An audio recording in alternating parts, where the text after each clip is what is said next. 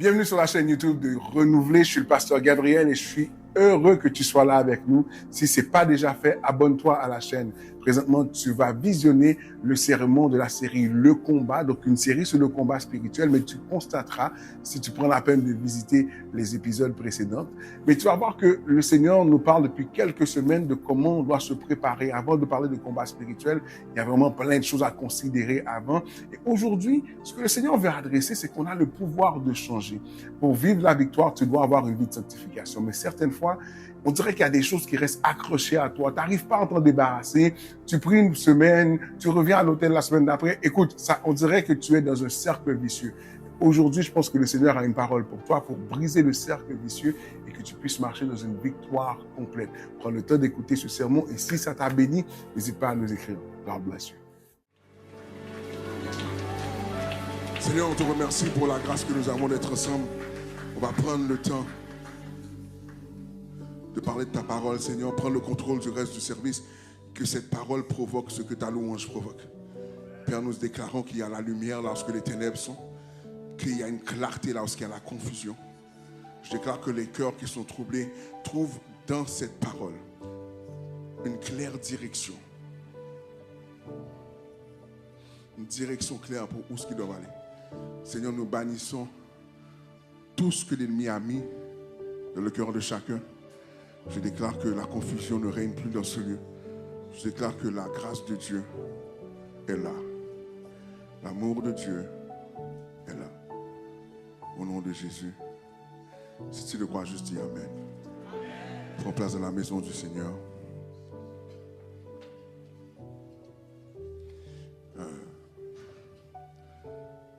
Nous continuons notre série dans le livre d'Éphésiens sur le combat.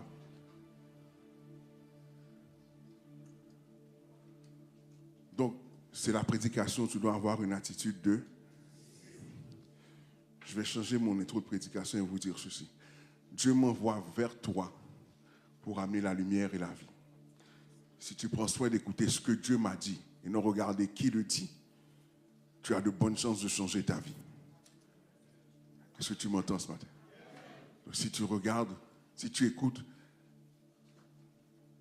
Dieu au travers de moi, tu pourras changer ta vie. Si tu regardes dans l'enveloppe, comment je parle, qu'est-ce que je fais, tu peux être déçu. Mais ce matin, ce que je t'invite à accepter, si tu as fait le déplacement en ligne ou comme en personne, c'est que Dieu m'a envoyé vers toi pour apporter la lumière là où il y a les ténèbres. Mon mandat, c'est que tu ne quittes pas ce lieu sans repartir, 1, avec sa joie, 2, avec une conviction qu'il te donne la vie, 3, avec un changement de mentalité. Donc, tu dois avoir une attitude de, pour entendre ce que je vais dire, mais surtout qu'est-ce que l'Esprit de Dieu va dire au travers de moi. Amen. Ce matin, nous sommes dans le livre d'Éphésiens, nous sommes au chapitre 5, nous lirons, ou je lirai pour vous, versets 14 à 20 inclusivement, dans la version parole vivante, si je ne m'abuse.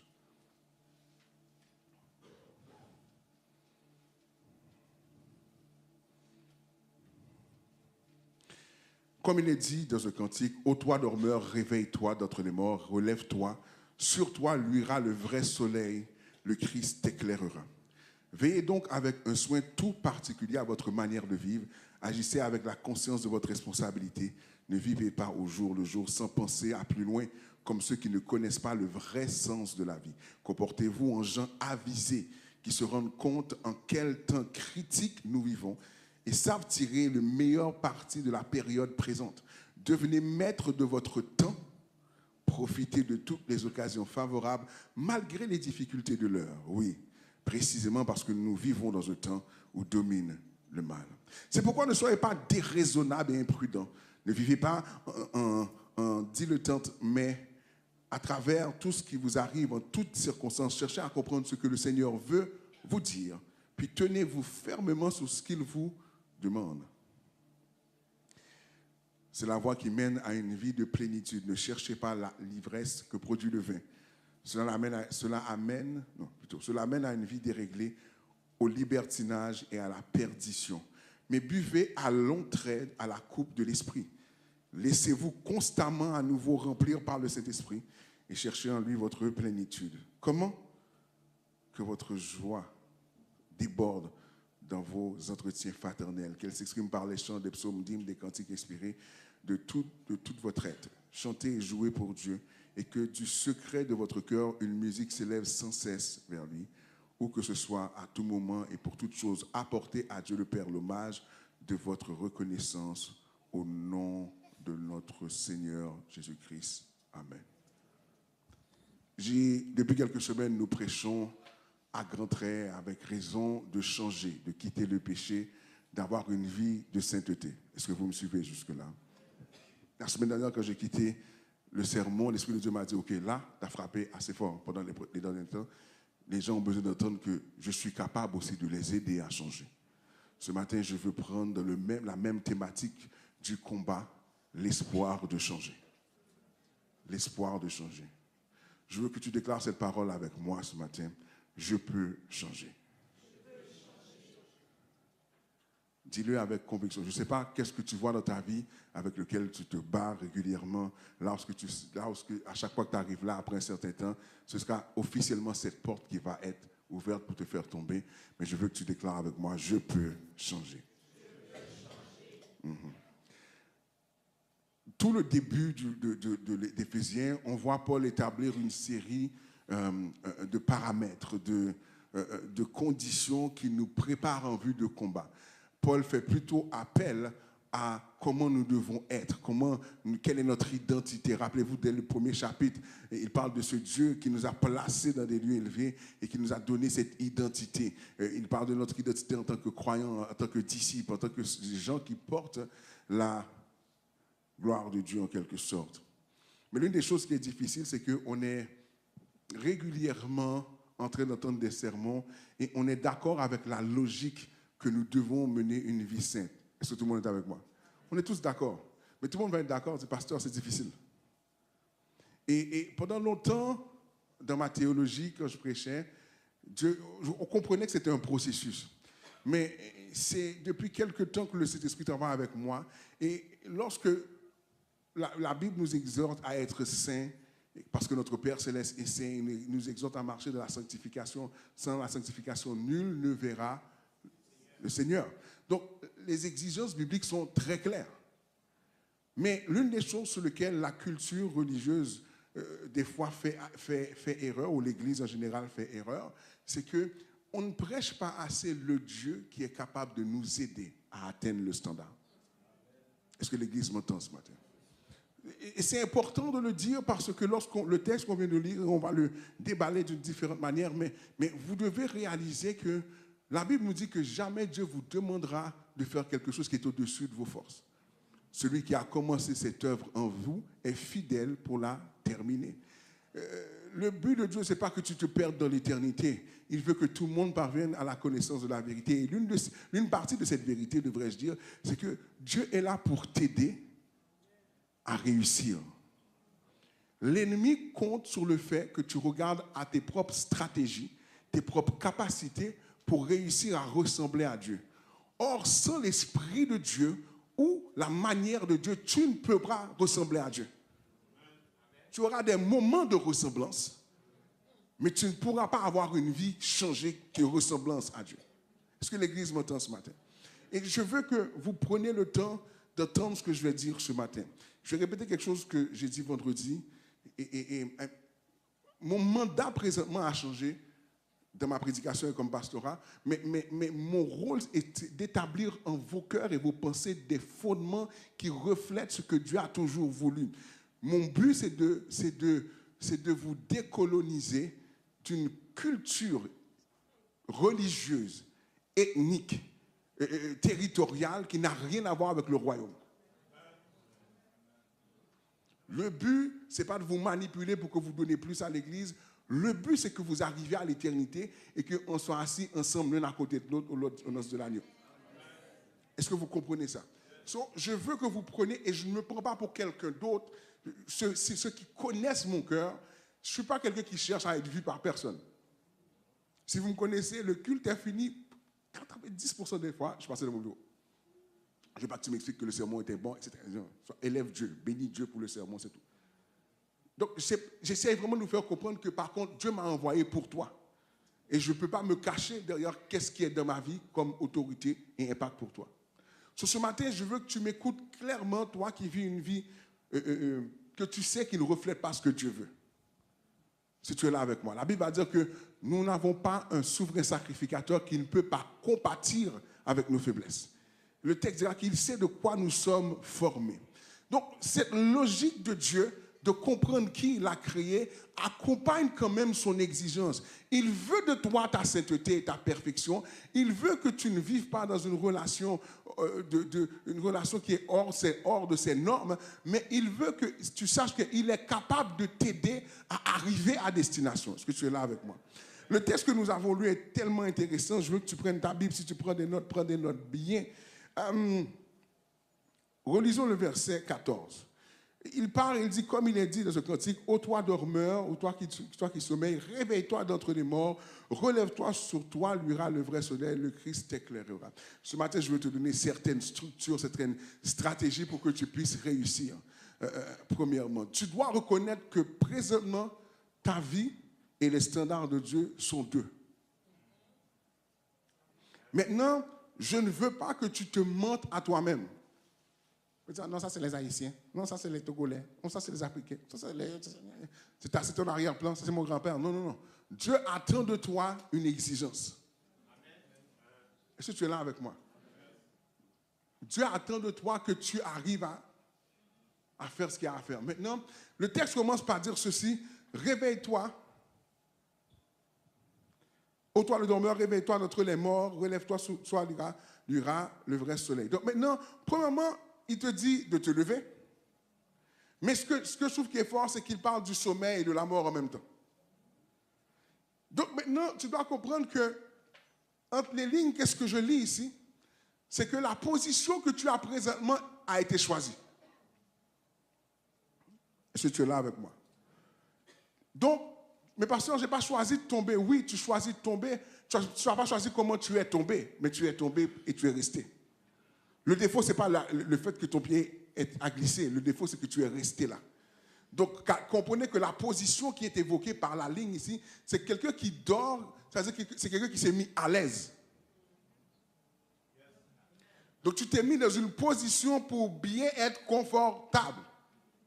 Et le texte dit, maintenant, sors de ton confort, parce que ce confort que tu as là, qui répond aux besoins de ta chair et à ta conscience religieuse, ne répond pas aux besoins de l'éternité. Donc il dit que si tu prends la décision de te sortir de cette position-là, alors le soleil, la lumière, de le cas échéant, luira sur toi. À plusieurs reprises, on voit cette image de lumière qui luit sur ton visage. Ça veut dire que, premièrement, la vérité, ou si tu veux, la connaissance de Dieu vient pénétrer ton âme. Vient t'éclairer. Ça veut dire que tu sors d'une structure mentale, ou si tu veux, d'obscurité pour rentrer dans un espace où tu rentres dans la connaissance. Et tu réalises que comment tu vis n'est pas bon. Amen, l'Église. Ça veut dire que maintenant, si tu veux pouvoir marcher dans une vie qui reflète celle de Dieu, c'est que tu dois accepter que la délivrance n'est pas en toi, mais à l'extérieur de toi. Mais elle veut, à partir de l'extérieur de ta volonté, te permettre qu'elle puisse rentrer dans ta vie et prendre place dans ta vie. Est-ce que tu es là avec moi? Ça veut dire que autant que tu as de la sagesse, ce n'est pas suffisant pour avancer et pour vivre la vie. Mais Dieu veut pouvoir t'aider dans la mesure que tu quittes ta position et que tu le laisses venir te connecter à sa lumière, donc sa connaissance, sa vérité. Est-ce que l'Église est avec moi? Jusqu'à là, est-ce que ça va? On se comprend. Ça veut dire que la première chose, je veux que tu saches, c'est que tu peux changer. Dis, moi, je peux changer. Mais je dois quitter mon lit. Et le lit n'est pas un lit simplement, et souvent quand on parle de péché, rappelez-vous que je veux que vous ciblez le péché, pas comme étant l'adultère, ceci, cela, un peu paquet d'histoires. Non, non, ciblez le péché comme toute action qui me cause de passer à côté de l'appel de Dieu pour ma vie. Si tu es là avec moi, ta manière de manger peut être péché. Amen. Je vais vous raconter une expérience que j'ai faite cette semaine. J'étais avec Imani, on sortait de l'église. Je vais après quelques temps, là, j'ai une vieille habitude que j'ai développée. Je vais chez Tim Hortons. Tim Hortons, ça n'a jamais été ma place favorite, mais toujours été. Puis là, je passe chez Tim Hortons, et puis j'ai dit, mais dans mon cœur, j'entends une voix qui dit, pas ce soir. Puis j'ai dit, laisse-moi tester Saint-Thomas. Je vais au Tim Hortons, je vais dans ce premier Tim Hortons à Kimani. Je fais ma commande. J'aime beaucoup les boissons glacées, donc ils ont créé ce qu'on appelle un givré. Orange tangerine, sans crème fouettée, avec un bain glacé au chocolat. Le combo pour ne pas faire. Pas alors que je l'ai fait du moins. Et puis là maintenant, je passe. Mais j'ai entendu quelque chose me dire, c'est pas ça. Et puis quand je viens au Tim Hortons, non monsieur, on n'a pas de bain glacé au chocolat. Je dis, ah, peut-être c'est une chance. Essayons un deuxième. J'arrive au deuxième, mais il n'y a pas. Ah, je dis, ah, c'est fini. Dieu a dit, rentre chez toi. On blague avec ça, mais des fois, l'incapacité, tu sais, des fois, l'ennemi va t'envoyer dans une position de confort au niveau de ton alimentation qui va détruire ta vie. Ça, c'est que si je peux détruire ta vie, je ferme ta bouche. Et si je ferme ta bouche, la lumière que j'ai mise en toi pour impacter une génération, impacter les gens autour de toi, c'est fini, ça tombe là. So, tu dois voir le péché comme étant toute action qui me cause de passer à côté de ma destinée. Tout confort que j'ai développé. Ah, mais moi, pasteur, je me sens bien. Il me semble que moi, tu as toujours trouvé une raison pour supporter ta démarche. Amen. C'est à cause de Imani, j'avais été au Tim Hortons. Elle a dit, oh. Maintenant, ce que tu dois comprendre, c'est que maintenant, tu dois pouvoir comprendre qu'il y a des actions que tu poses qui sont problématiques avec ton éternité parce que tu ne pourras pas changer. Et plusieurs chrétiens n'arrivent pas à changer, c'est parce qu'ils ne prennent pas les bonnes décisions. Est-ce que tu es là avec moi? Tu es comme les gens qui vont au gym le 2 janvier ou le 3 janvier. Parce que le 2 janvier, tu récupères de la soupe Joumou, si tu es haïtien. Le 3 janvier, tu te lèves pour finalement voir le gym. Tu as mis tes chaussures, tu vas faire le test que tu fais à chaque fois que tu prends de l'abonnement. Pour rien, et puis là maintenant tu reviens chez toi, et puis après ça, 6 mois après, l'abonnement passe chaque semaine, chaque mois sur ton compte de banque, mais ta présence passe dans ton lit. Amen. Maintenant, spirituellement, tu fais souvent la même chose, mais je veux que tu comprennes qu'il y a en Jésus-Christ la puissance pour changer. Ok? Donc on a établi que tout chrétien peut changer. Amen. Maintenant, ce changement, pourquoi, comment il nous est garanti? Retournons dans le texte d'Éphésiens. Regarde, il va dire que veillez donc avec un soin tout particulier à votre manière de vivre, agissez avec la conscience de votre responsabilité, ne vivez pas au jour le jour, sans penser à plus loin, comme ceux qui ne connaissent pas le vrai sens de la vie. Ne vivez pas au jour et le temps. La prochaine fois, je viens de prier. Comme si tu penses que c'est moi qui prends des notes pour arriver au ciel, pour dire, oui, un tel était, Samuel était là. Non, Linda n'était pas là. Imani était au Tim Hortons. Tu comprends? Steve était au Pizzeria Bros. Et oui, sa femme était là. Non, c'est pas moi qui tiens un registre pour le Seigneur. Tu dois comprendre que tu dois vivre ta vie avec une perspective. Financièrement, si tu veux acheter une maison, tes décisions, comment tu dépenses ton argent, dépendent de la vision que tu as, de l'objectif que tu as. Et plusieurs d'entre vous, ce que vous avez comme objectif, c'est de ne pas aller en enfer. C'est pas d'avoir une relation avec lui. I wish you caught that. Ça veut dire que très souvent, tu as peur de l'enfer. Dépendamment de ton arrière-plan culturel, tu as peur des gens qui pratiquent le vaudou. Et puis, maçon loge 155 degrés. Et puis, que la fille qui est venue te voir pour t'attaquer sur la side chick du diable. Et puis, parce que je marche avec quelqu'un qui est tout puissant, qui a vécu la mort. Peut me faire voir qu'est-ce que tu veux faire. So maintenant, ceux qui ont déjà vu le film La Momie, vous vous rappelez, il y a une scène où le gars, il y a plein de talismans dans son cou là. Et puis là maintenant, quand la momie sort, il sort un premier symbole. Il parle la langue. Il sort un deuxième symbole, il parle la langue. Puis là, il sort un symbole hébreu, et là, il parle hébreu, et là maintenant, la momie reconnaît le langage des esclaves. Il dit, bon, peut-être. Vous pensez que c'est ça l'évangile? Non. La Bible te dit dans le verset qu'on vient de lire, comme quoi que maintenant, tu dois faire attention comment tu mènes ta vie. Agissez avec la conscience de votre responsabilité. Dis responsabilité. Si tu vas en enfer, c'est de ta faute.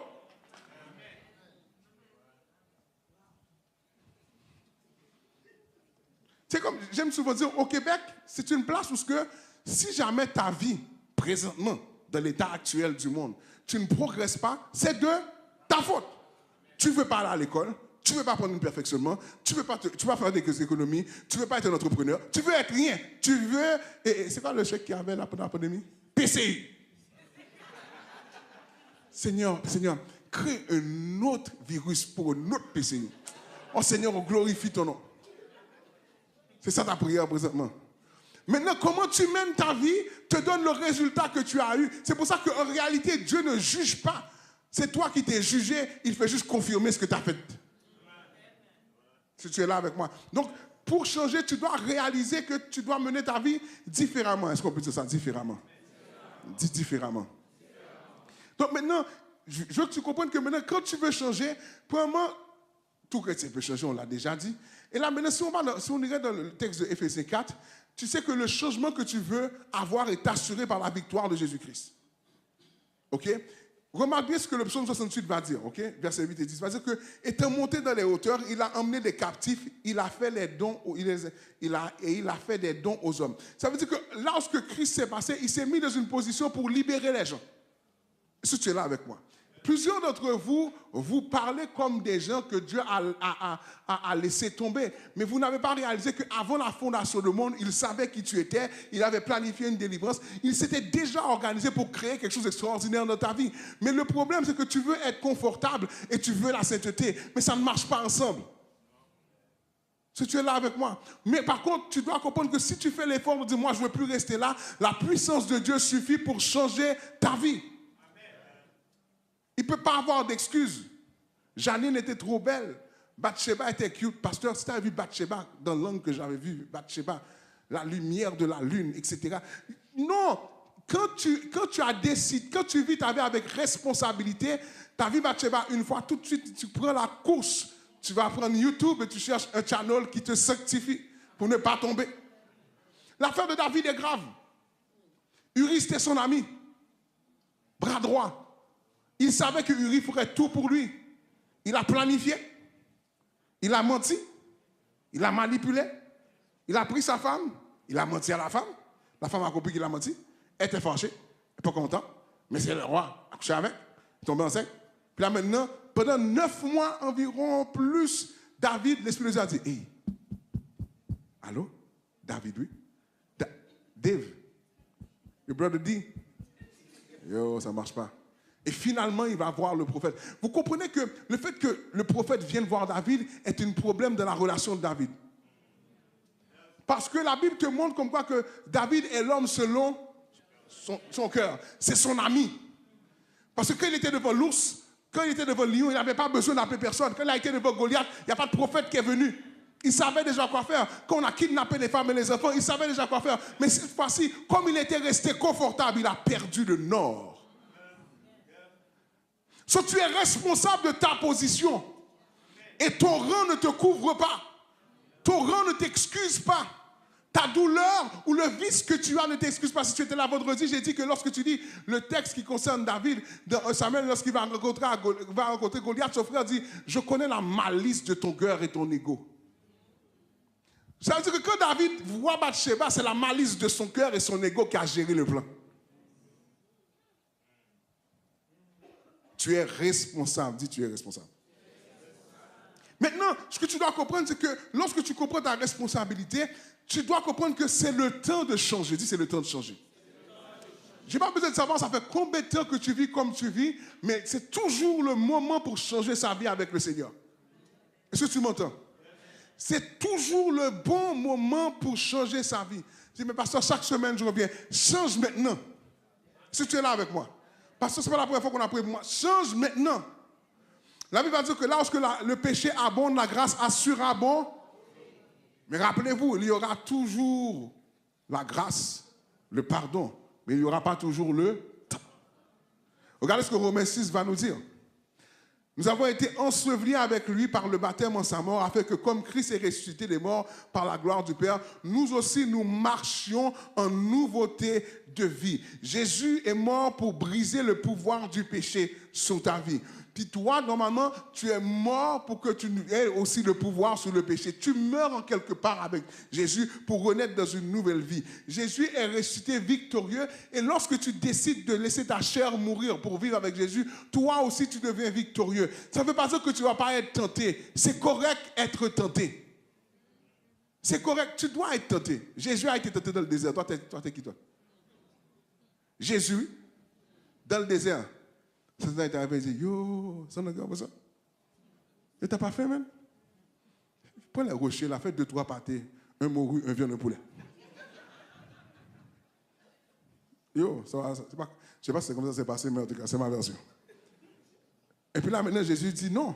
Il est écrit, tu ne vivras pas seulement du pain, mais de toute parole qui sort de la bouche de Dieu. Vous devez être capable de comprendre que quand tu es tenté, c'est normal.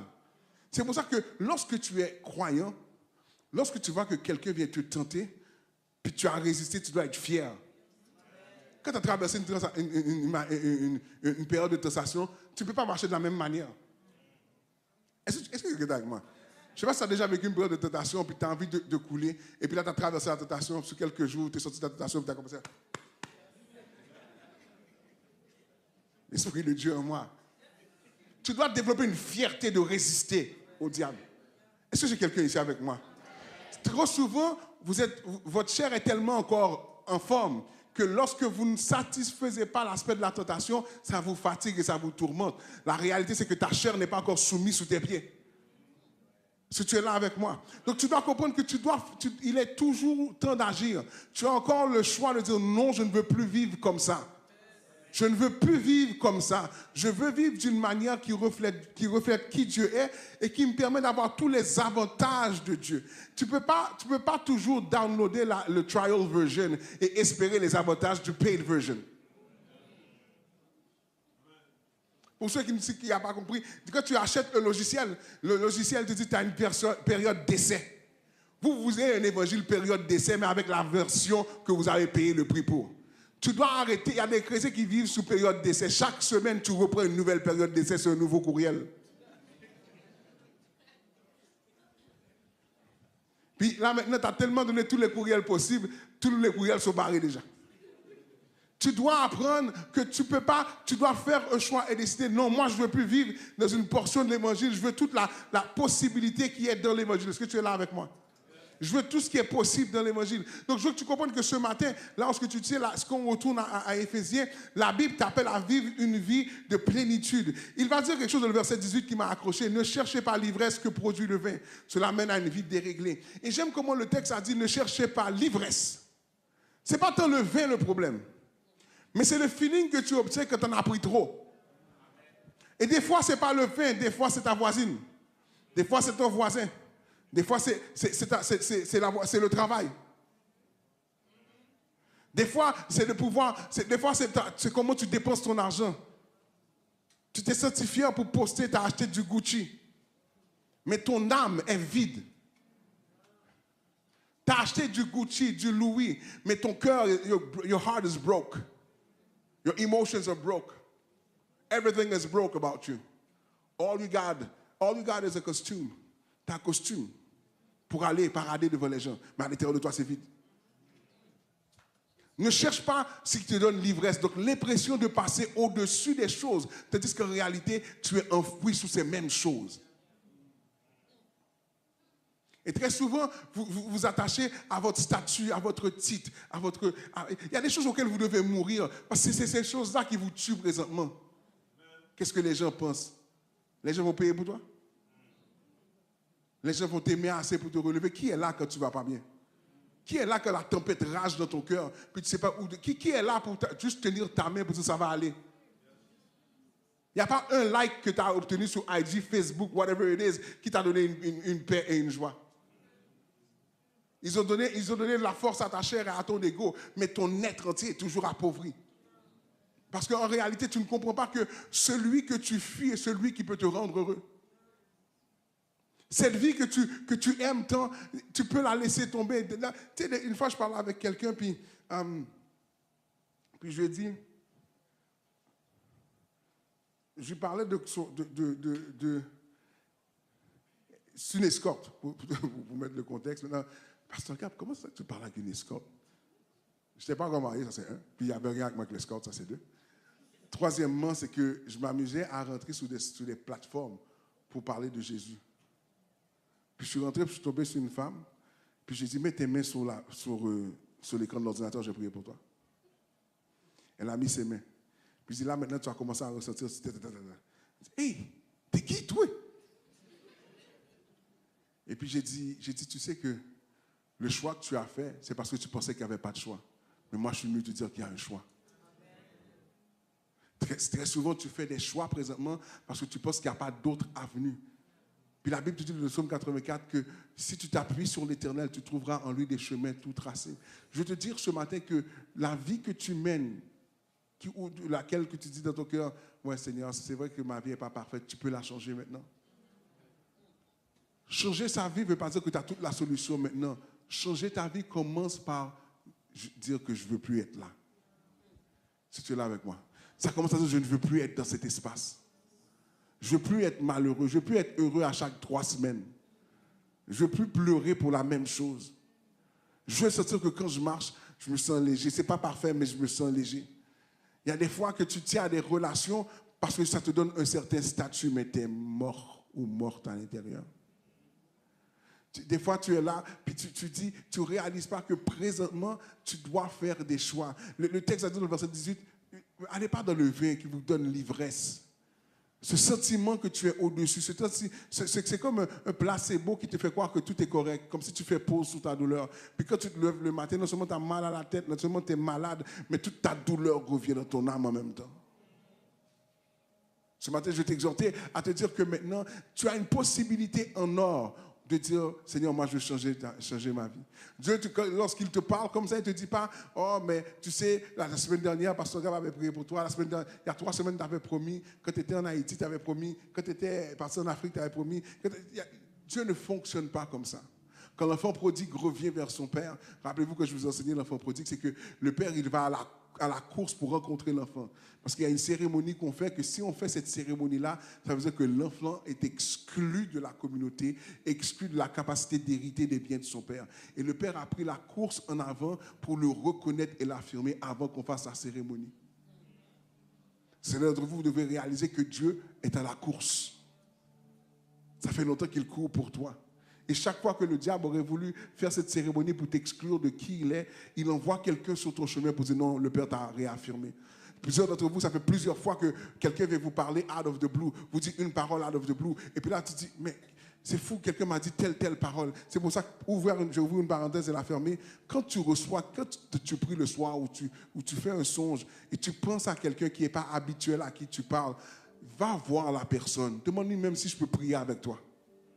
Des fois, tu ne sais pas quel grand bien tu fais présentement. Est-ce que tu m'entends ce matin? Retournons au texte quelques secondes. Il va dire que lorsque tu vas dans ce genre de comportement, verset 18, de l'ivresse, c'est que tu mènes une vie déréglée, de libertinage et à la perdition. Ici, je veux que tu sortes un peu de la linguistique contemporaine et comprendre l'imagerie derrière. Ce libertinage, c'est une vie qui n'est plus cadrée sous l'Esprit de Dieu. Rappelez-vous qu'en Galate, Paul parle de marcher selon l'Esprit. Si tu m'entends ce matin. Lorsque tu consommes quelque chose pour oublier ta douleur, tu vas commencer à le consommer de plus en plus. Puis ça va continuer. Puis plus tu vas aller, plus tu vas prendre des écarts. Ça commence avec une chanson, un verre, puis l'autre jour, tu es rendu au carnaval. C'était le fun. Puis l'autre jour, tu vas à l'autre carnaval, puis là, tu as de moins en moins de vêtements sur toi. Puis un jour, tu réalises que qui tu étais au départ, tu n'es plus. Ce n'est pas tant le carnaval, le bikini que je veux vous faire réaliser. C'est comment que l'ennemi, lui, son but, c'est de te tuer à petit feu. Puis tout d'un coup, pendant que tu es dans ce mode d'ivresse-là, tu oublies des rêves. Tu laisses tomber des projets. Alors, je ne suis pas la même personne.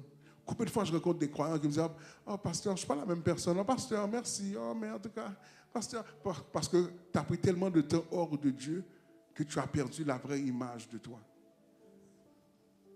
Tu dois réaliser que les choses sur lesquelles tu comptes présentement ce matin, on te donne une vision déformée de qui tu es en réalité. Tu veux te mettre devant le miroir de Dieu pour qu'il te donne la vraie image de qui tu es.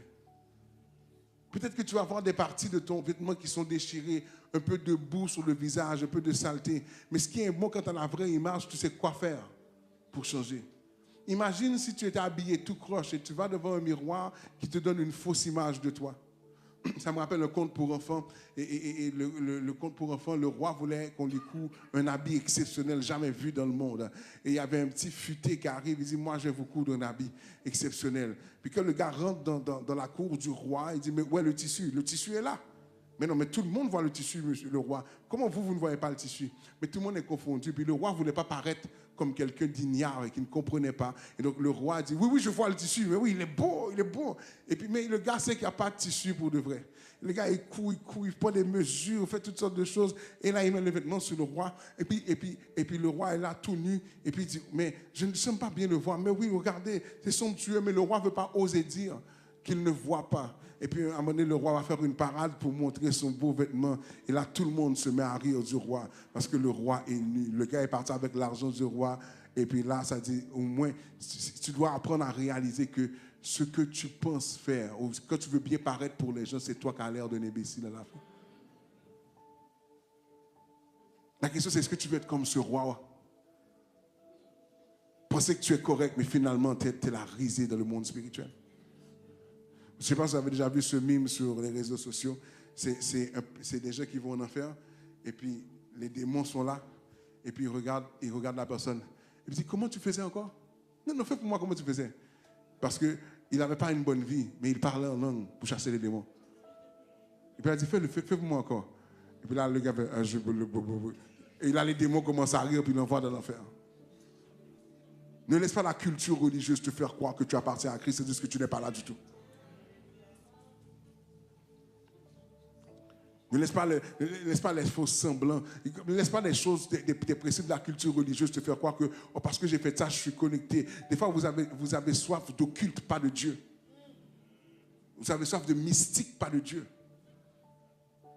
J'ai dit quelque chose vendredi, je vais le répéter. On n'avance pas vers Dieu comme on avance vers une tireuse de cartes ou une sorcière ou un sorcier. Tout ce que Dieu te demande, c'est est-ce que tu peux faire un choix? Le choix que tu fais va me donner la place pour connecter avec toi. Ce matin, je veux t'exhorter à changer ta vie. Pas pour les gens, pas à raisonner ta vie selon les valeurs du monde. Toutes les sciences humaines qu'on a développées, aussi bonnes qu'elles peuvent être, doivent être soumises à la révélation de Dieu. Je vais le répéter encore. Il y a de bonnes choses dans la science. Si vous faites de l'accompagnement spirituel, vous allez voir qu'il y a de bonnes choses qu'on peut tirer là-dedans. Il y a des choses qu'on comprend par rapport à l'homme. Mais toutes ces sciences doivent être soumises à la révélation de Dieu. Ce matin, je t'exhorte à comprendre que tout ce qu'on va voir dans les prochaines semaines par rapport au combat spirituel, ça t'est donné. Mais d'abord, tu dois changer. Et la bonne nouvelle, c'est que celui qui t'appelle à changer, ce n'est pas Gabriel, c'est Dieu lui-même. Et Dieu n'appelle jamais quelqu'un qui ne peut pas remplir le mandat pour lequel il l'appelle. Laisse ça reposer dans ton cerveau. Si tu m'entends te dire que tu dois changer, je veux te garantir que le Seigneur est en train de te dire qu'on peut changer ça. Mais ça fait 40 ans que je suis colérique, on peut changer ça. Je peux guérir ton cœur et tu n'as plus besoin d'être en colère. Pasteur, moi, j'ai l'impression qu'il faut toujours que il faut toujours que j'ai un copain, il faut toujours que j'ai une copine, je ne me sens pas bien que je suis célibataire. Dieu te dit que je peux guérir ton cœur et changer ça. Pasteur, moi, je ne peux pas dormir si je n'ai pas fumé un cigare, la moitié d'une bouteille de brandy. C'est après là que Dieu peut guérir ton cœur. La Bible nous parle de Saül. Quand Saül vient à la royauté, Saül n'était pas totalement solide. Puis la Bible va nous dire comme quoi que l'Esprit de Dieu va toucher son cœur et il va changer son cœur. Je crois qu'il y a un Dieu qui peut changer ton cœur ce matin. Je veux te donner cet espoir que maintenant, la version de la personne que tu es, qui est imparfaite, c'est parfait pour Dieu. Parce que Dieu donne un évangile parfait pour les gars imparfaits comme toi et moi. On n'est pas parfait, on a des dossiers épais comme un beauté téléphonique, mais sa grâce peut tout effacer. Tout effacer. Ce matin, je veux t'exhorter à faire un choix d'aller plus loin de ta relation avec le Seigneur. Je veux te dire quelque chose ce matin qui est hyper important. Honorer des rites religieux ne suffisent pas pour l'éternité. Oh pasteur, mais j'ai fait ci, j'ai fait ça. Oui, tu as fait ce qui sont les règles d'opération d'une communauté religieuse. Tu as fait tout ce qu'il fait pour permettre à la structure de la communauté de continuer et de progresser. Mais il faut changer ton cœur. Il faut choisir de dire, moi, je ne veux plus rester là. Il faut choisir de dire que je ne veux plus être cette personne qui est écrite. Il faut choisir de dire que je ne veux plus avoir ce réflexe-là.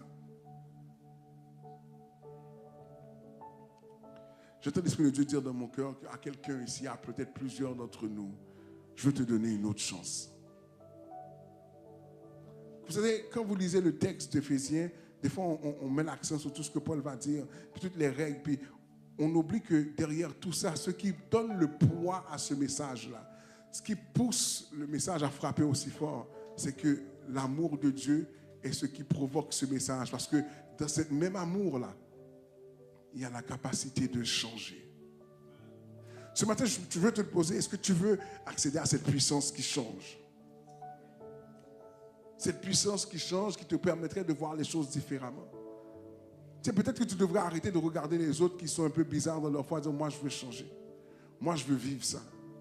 Moi, je veux être capable d'être tout seul dans ma voiture, puis je pense à Dieu, puis mes yeux sont remplis de larmes, et je réalise à quel point Dieu est bon pour moi.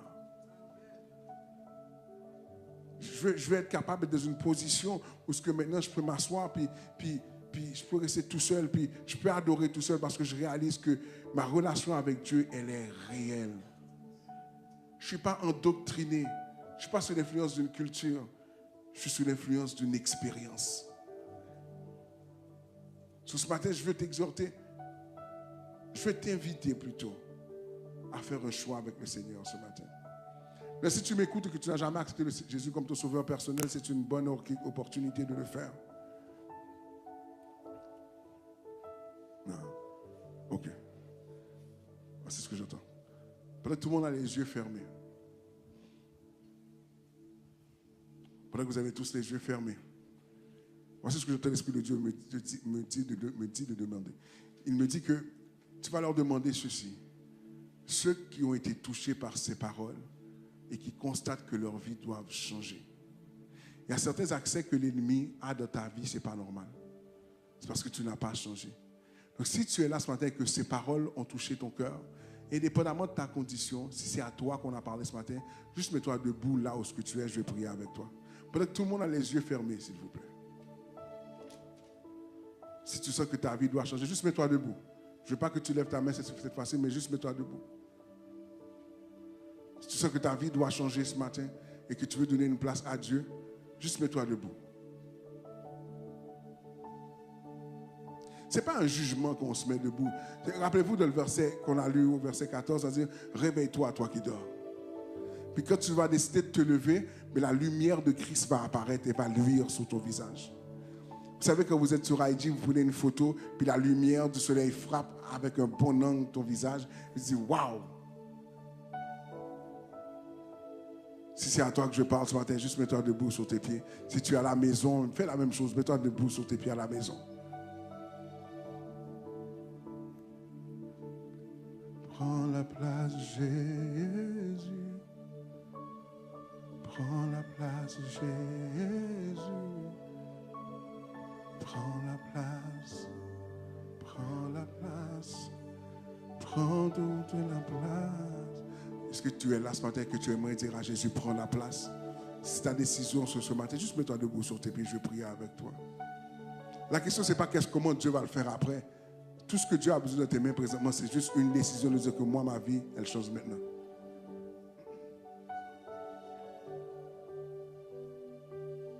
Car c'est ma saison. C'est ma saison. C'est ma saison. Mon ami. J'ai pris de quelques secondes, mais il y a quelqu'un ici que il y a comme un vide. Tu es là régulièrement, mais il y a comme un vide dans ton cœur. Tu viens voir est-ce que Dieu va pouvoir recoller les morceaux une fois pour toutes. Tu n'as pas perdu la foi en Dieu, mais tu as perdu la foi dans la joie. Tu n'as pas perdu la foi en Dieu, mais tu as perdu, c'est comme si tu as perdu ta lumière, ton feu, ton étincelle. Et j'entends Dieu te dire ce matin que je peux rallumer l'étincelle si tu fais juste le choix de quitter la structure de vie que tu as maintenant.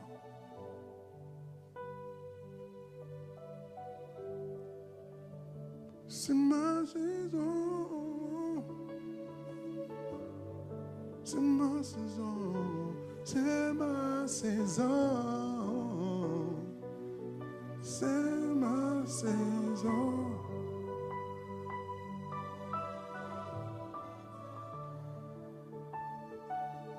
Saisis la main libératrice.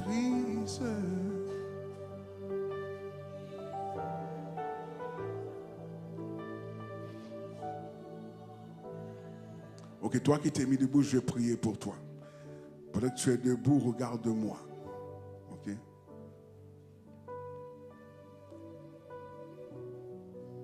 Je ne sais pas exactement ce que tu vis, mais l'une des facultés de mon appel, c'est que j'ai développé ce que j'appelle des entrailles de miséricorde. Donc quand tu as mal, ça fait un écho dans mon cœur à moi. Et je ne sais pas comment je fais, mais je comprends que tu as mal. Et je comprends que ce que tu vis s'apparente à moi ce que j'ai vécu. Et si Dieu a pu me réparer moi, c'est qu'il peut te réparer toi. Je ne dis pas ça pour t'encourager, pour te dire quoi que ce soit, mais si Dieu a pu me réparer moi, il peut te réparer toi. Ne laisse ni les circonstances, ni les personnes te disqualifier de qui tu es, un enfant de Dieu. Je vais prier avec toi maintenant. Et je veux que tu reçoives cette prière comme une parole prophétique pour une nouvelle saison.